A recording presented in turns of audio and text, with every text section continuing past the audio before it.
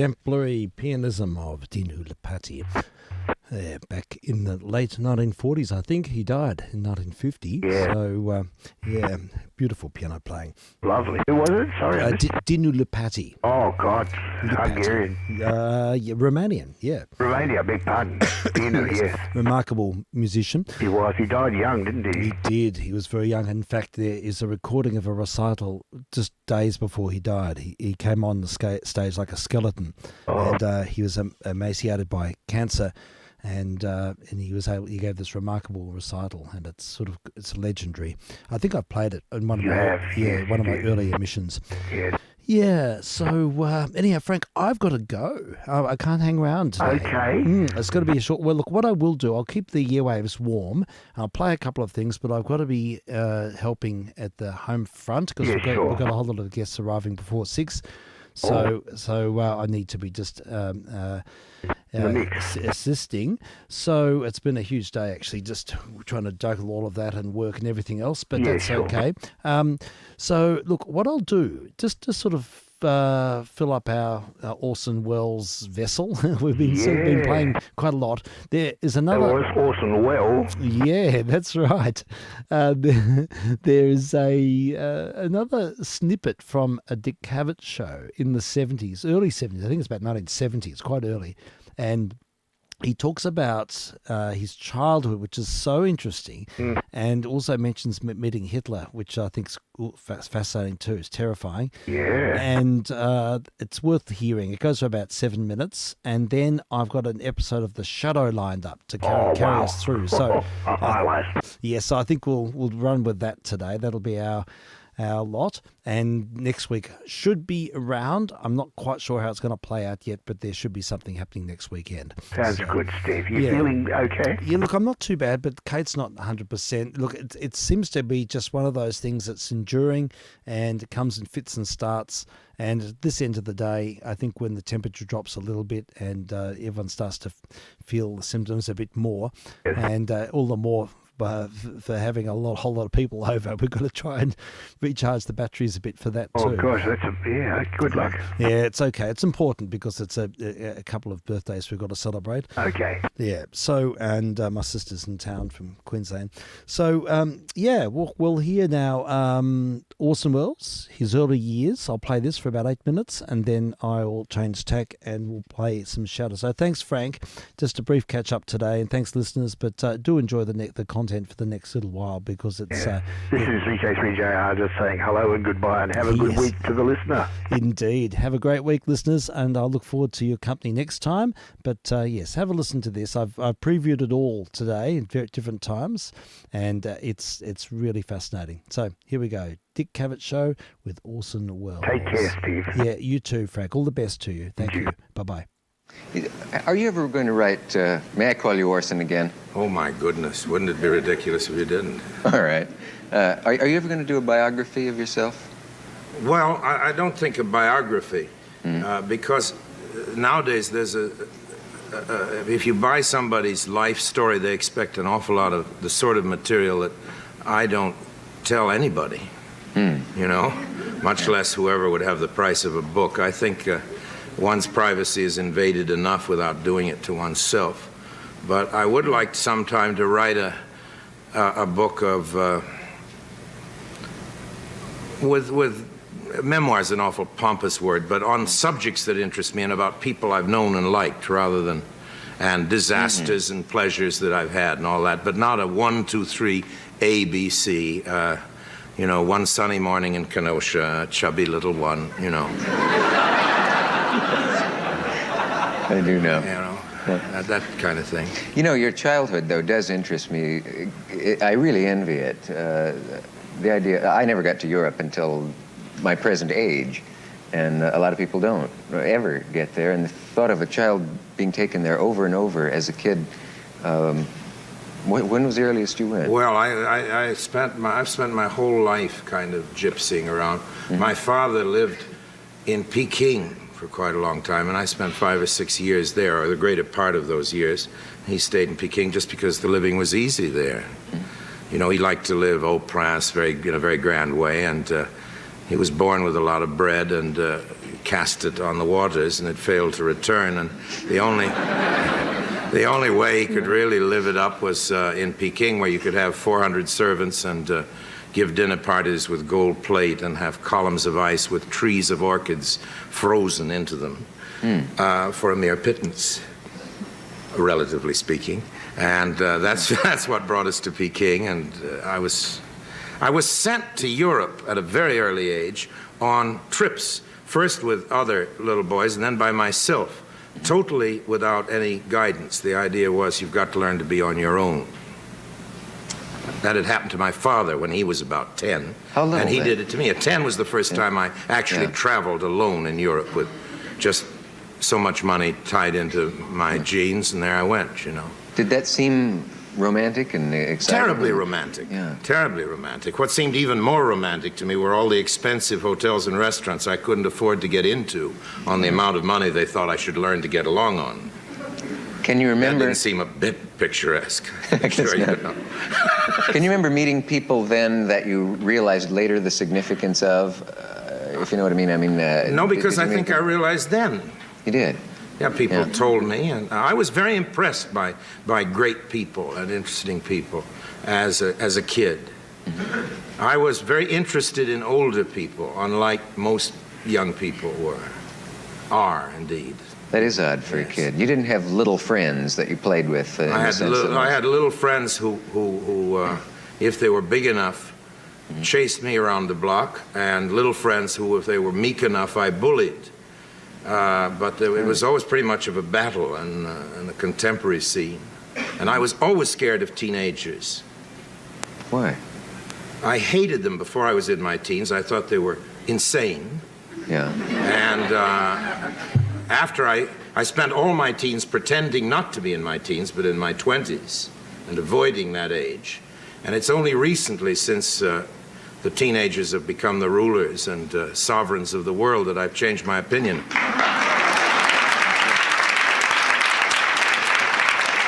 But until this very latest generation, I have been very strongly of the conviction that there are periods during one's adolescence when one is feverishly insane. Well said. That's been changed, however, now. You have certain sympathy now with that age. More than sympathy. I'm grateful to them even for their fever. Orson Welles. I guess I just can't get over that childhood of yours. The little scraps I've read about it, sitting at tables at your age with people who were, well, in other countries for one thing, but sometimes world leaders, I suppose. Or were there any world leaders? Oh yes, the world leader that really came to nothing, as far as my memory is concerned, was Hitler.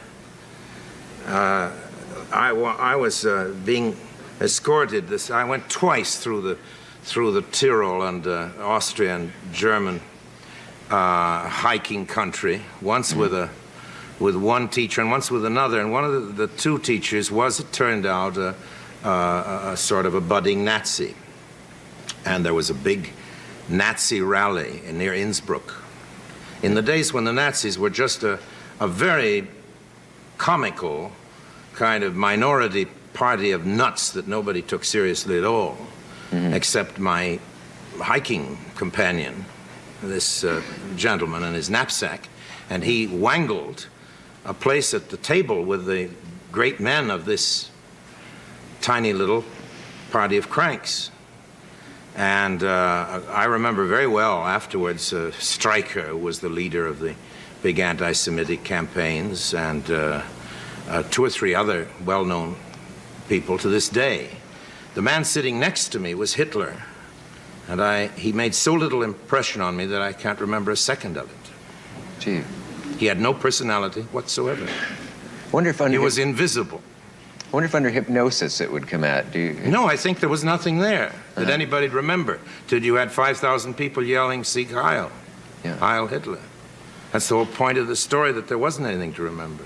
What about those films that were made about him by Leni Riefenstahl? Pretty good films. Are they?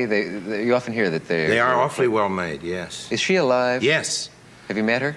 No, I haven't met her, but she's living, I think, in England or some place like that, and hustling around trying to get, to flog a documentary here and there. Yeah. on almost any subject. Interesting thing. I never met Stalin. I never met Stalin, but Roosevelt I knew very well, and Churchill, and lots of during childhood and then youth, of course. Yeah. I was very lucky in that respect. What age were you when you were orphaned? Well, my mother died when I was 7, and my father died when I was 15, beginning of my 15th birthday. Then I ran away, tried to stay out of school, out of Harvard. I had a scholarship, and desperate not to be educated, I went into the theater. I made it. I wasn't educated. What if you were now? I mean, what if you wanted to go to school? Do you have any idea what you want to study now? Gee, that's a good question. Everything, I guess. But Yeah. if I wanted to study seriously, and get good at a subject, I think it would be anthropology. Don't you think that's a fascinating subject? Yeah. I don't know. Maybe I would too. I don't know. Or maybe philosophy. I never thought about it very much. I'm suspicious of philosophy. I have a real Philistine doubt about its worth, But anthropology seems to me to be just at its beginnings, and philosophy kind of at its end.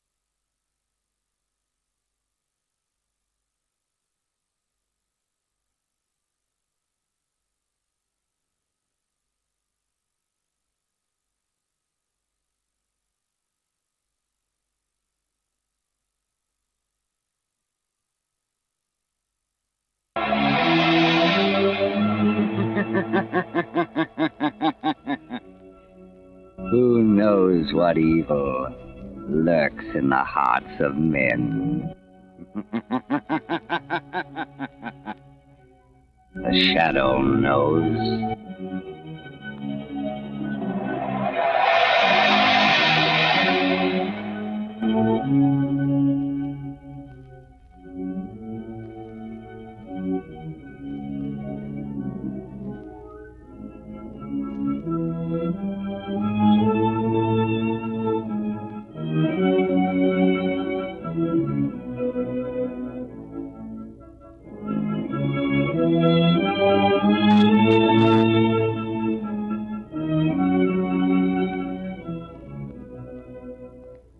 Ladies and gentlemen, the Shadow's latest adventure starts in just a moment.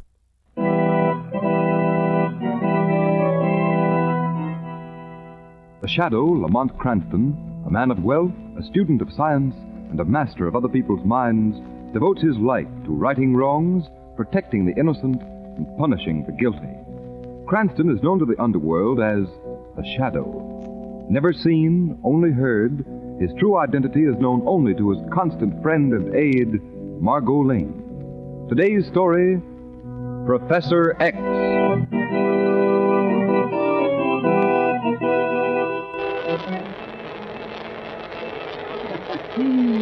Yeah. 3,000 volts on the plate. 6,000 volts on the fourth amplifier.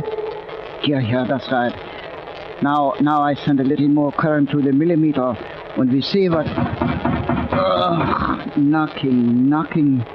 Why do people bother me all the time? Oh, yeah, I come. Oh, bothering a man. How can I get my work done? Well, what is it? What are you... Hiya, Professor. Oh, Mr. Martin, I did not know it was you. Yeah, that's what I figured. Working late as usual, eh, Professor? Well, yeah, there's so much to do and so little time in which to do it. Yeah. But Mr. Martin, you didn't come over to take everything away from me. I sunk a lot of money in this laboratory, Professor. But please, a little more time. Take it easy, Professor. All I came over here was to see how far you've got with your work. Now, why don't you show me? Oh, yeah, sure. I show you. Over here, please. Okay. Now you see, under this cathode tube, I have a large container. I open the lid. Watch. It's a cat, so what? Wait, I close the lid. Now watch. Watch close. Now watch close, Mr. Martin. Watch close.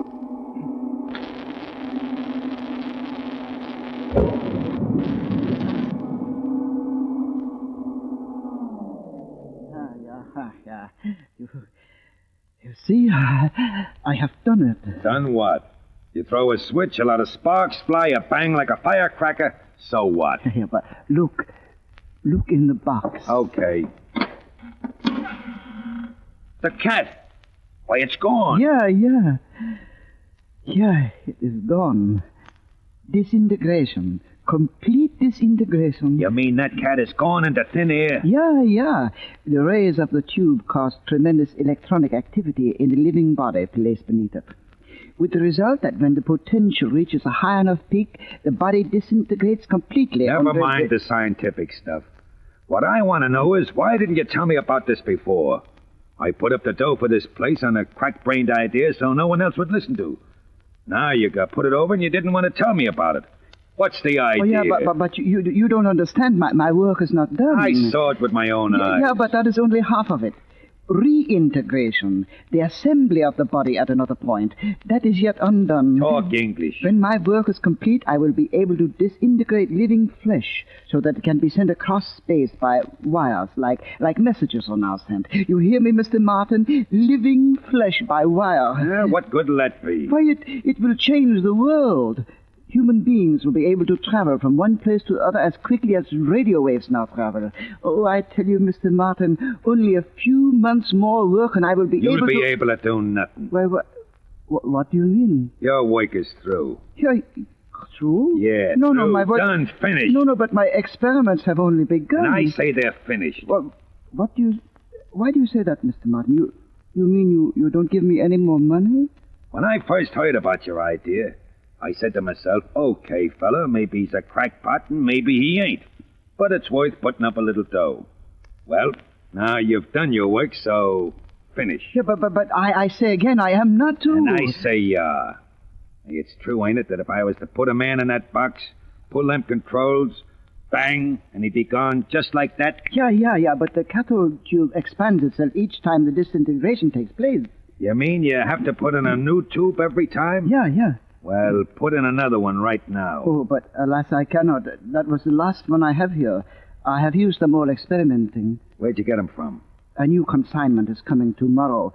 I placed a permanent order with the company who make them. Tomorrow, eh? Yeah. Okay. So you've done what I wanted you to, eh? I've got a couple of people I don't like. Oh! Yeah, and I'll put them in there. The box is plenty big enough. Shoot in the juice, and, well... No body, no murder, no evidence. How do you like that, Professor? Oh, no, but you cannot do that. I have discovered this for the good of man. I will tell the police. So long, Professor. I told you were finished. Now the machine belongs to me. I'm the only one who knows about it. And I'll have no trouble getting hold of the new tubes to make it work.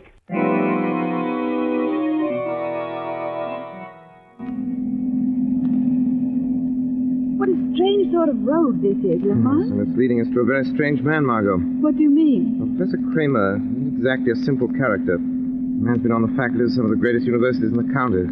Great inventive mind, yet he's a man whom very few people know about. But why go all the way out here to this place to visit him? Congratulations.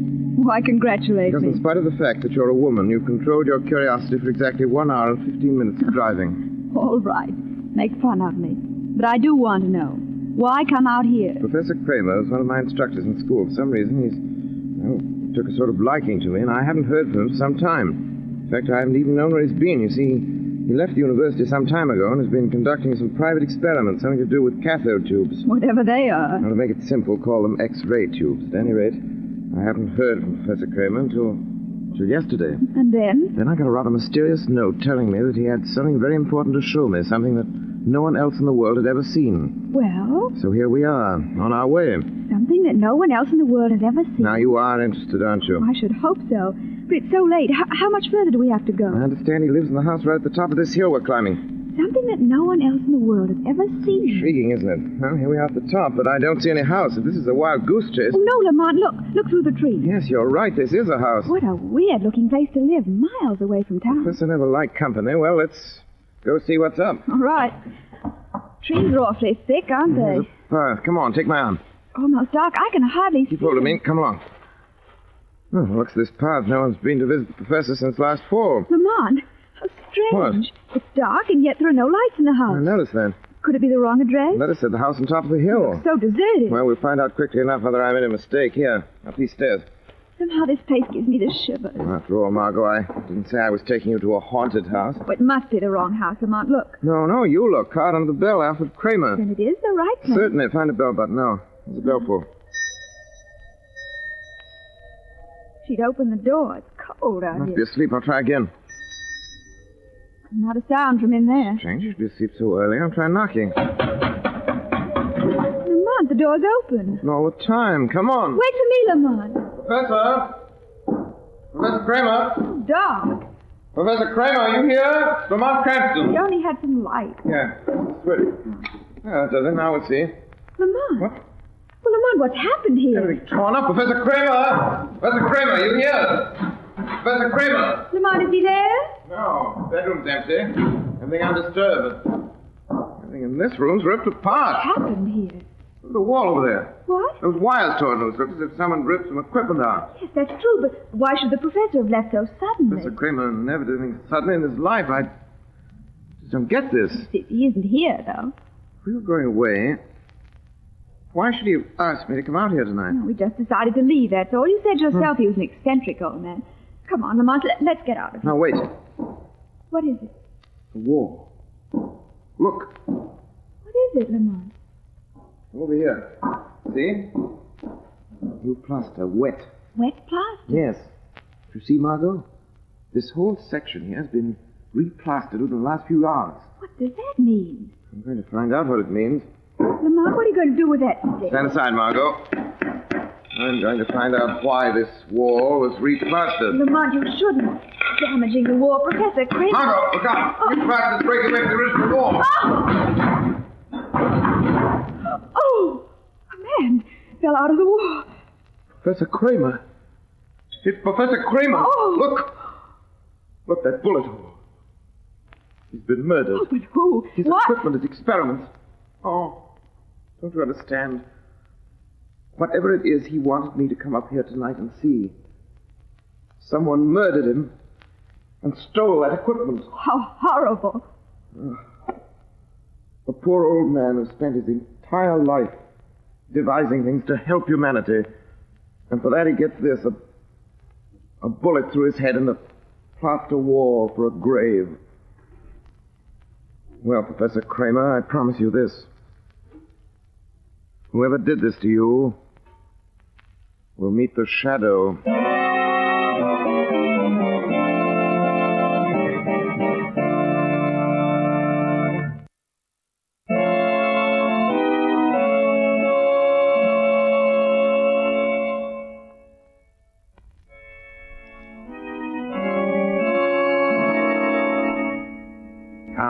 Come on.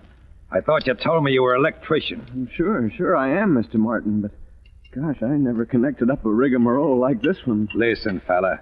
You said yourself it was a simple job to connect this apparatus up following the diagrams in that notebook. Sure, Mr. Martin, but I got it almost done. There's just a couple more wires. Well, get going. Oh, sure. Say, sure is a funny setup, like an X-ray machine, and it isn't exactly like any X-ray setup I ever saw. Hurry up. Sure, Mr. Martin. Here. This wire, here. This and this wire. There you are. Got it connected up just like it says in those diagrams. Say, who was this Kramer fellow who's got his name signed on all the pages of the notebook, Mr. Martin? Is he the fellow who built this? All connected up, eh? Yeah, sure. Just like it says right here. The new cathode tube has been put in? Oh, yeah, and the power's ready to be turned on. You're going to tell me now, aren't you? Yeah. I'll let the machine itself tell you. Well, what do you mean? Gun? What? You've been asking a lot of questions, fella. Yeah, what are you pointing the gun at me for? Open the lid of that box by the machine. Well, why? What are you going to do? Open it. Okay. I don't know what you intend doing, but... Cut the talk and open the box. There. It's open now. Now, get in there and lie down. In the box? Yeah. I ain't done nothing, Mr. Martin. You want to drill, you get in that box.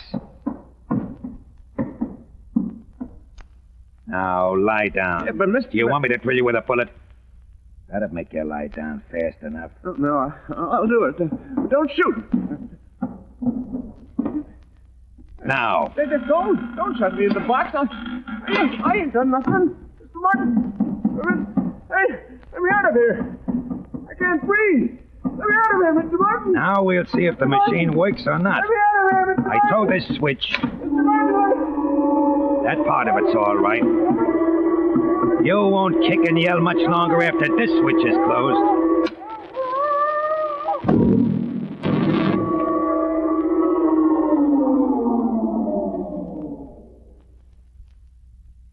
So, maybe it does work.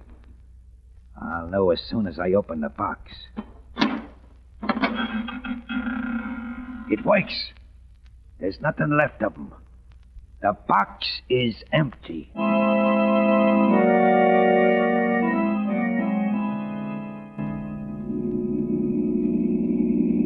right, Margot, this is as far as we ride. You'll walk the rest of the way. Whatever you say, Lamont. Let's go. I don't understand why you came all the way out here, Lamont. What could these farms out here possibly have to do with the murder of Professor Kramer? Well, the man who murdered the old man didn't think it possible that anyone would call on Kramer before that plaster wall dried up. Here, walk down this road. But what was your finding the professor got to do with this trip, Lamont? Not expecting anybody to dig behind that plaster wall, the murderer didn't go through the professor's pockets. And in one of those pockets, I found a letter signed Joe Martin. Martin? Who's he? I checked carefully on Mr. Martin's career, and I find he's a rather strange individual to be having dealings with a man of Professor Kramer's caliber. What do you mean? Martin is a man who made a great deal of money during Prohibition days, and a great number of enemies. Police suspect him of at least half a dozen murders, but there's never been any tangible evidence against him. So many of his bootlegger friends were gunning after him. Shortly before Prohibition ended, he left the country. Returned just a short while ago and has been living in seclusion.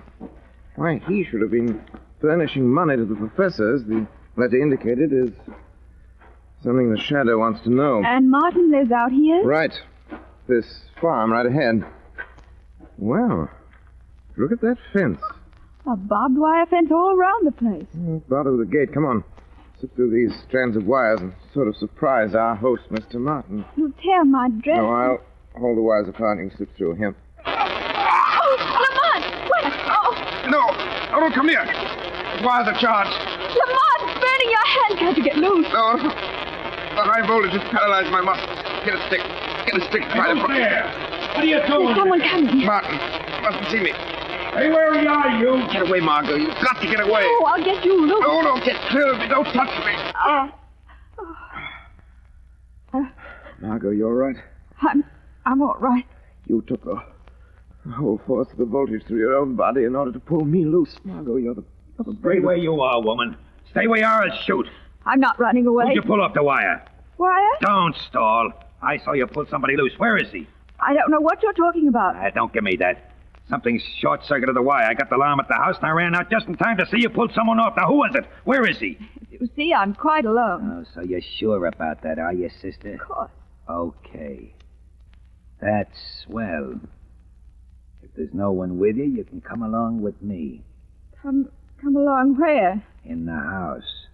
I need a sort of a guinea pig. A guinea pig? Yeah, a human one. For an experiment.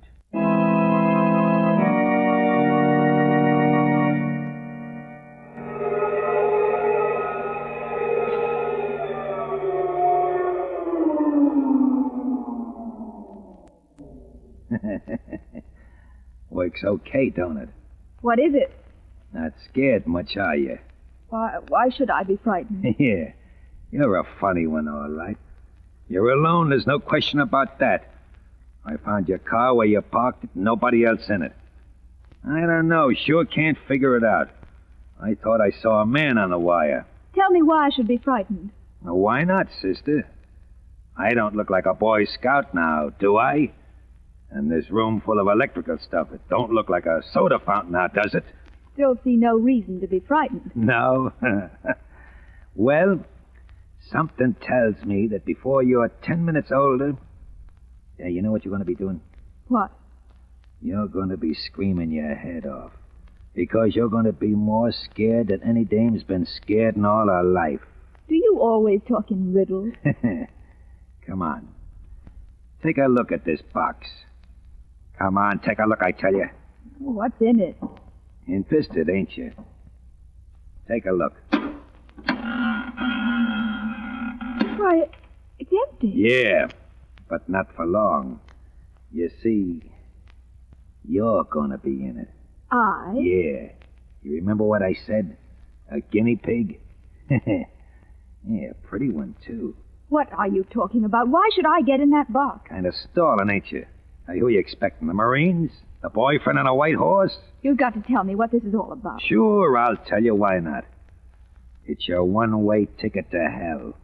The same ticket I'm going to issue to a lot of my pals. You mean kill me and others? Yeah. The old professor figured out a sure way to get rid of the rats you don't like. In a way no cop living or dead could figure out. You put them in a box, you pull a switch, and finish.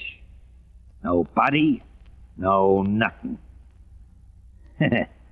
Neat, eh? Too neat, Joe Martin. Hey, who's talking?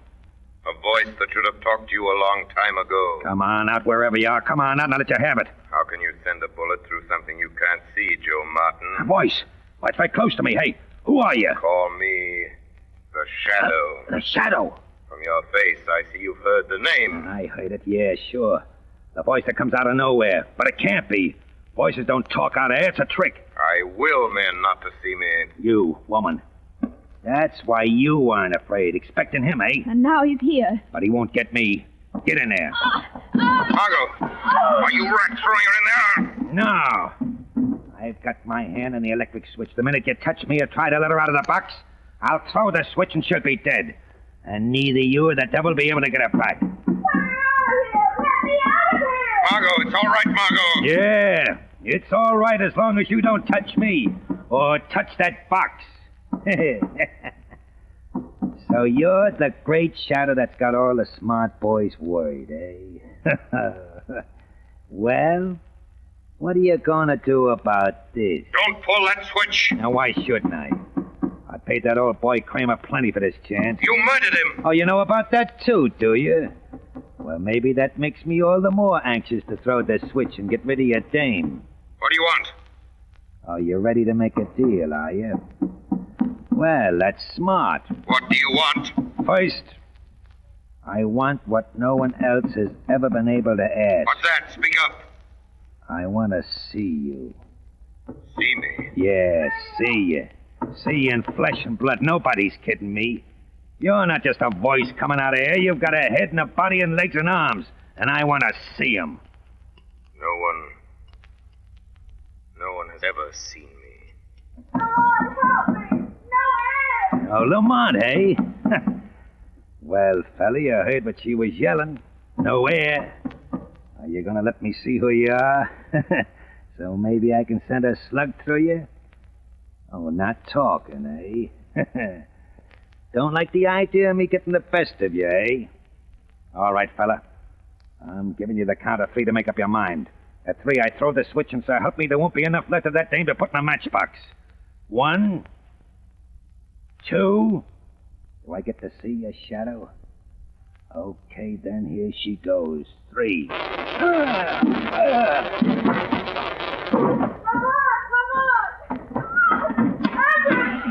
all right, Margot.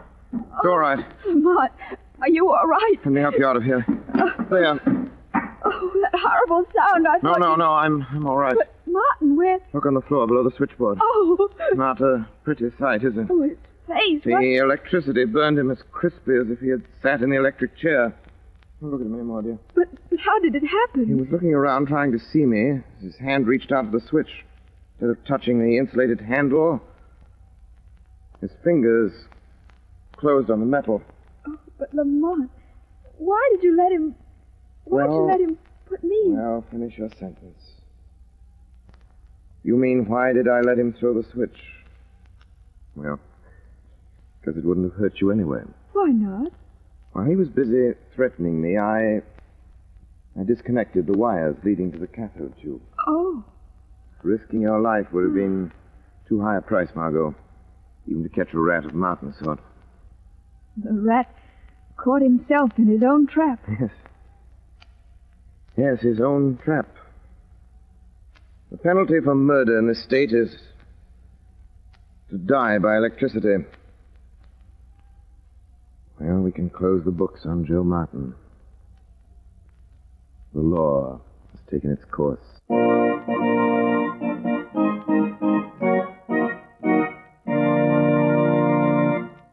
You have been listening to a dramatized version of one of the many copyrighted stories which appear in the Shadow magazine, now on sale at your local newsstand.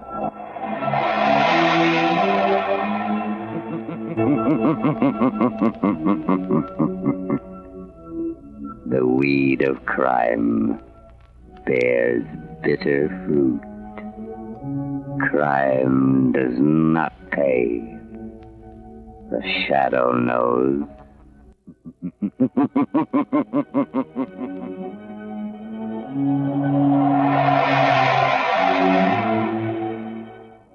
All the characters and all the places named are fictitious. Any similarity to persons living or dead is purely coincidental.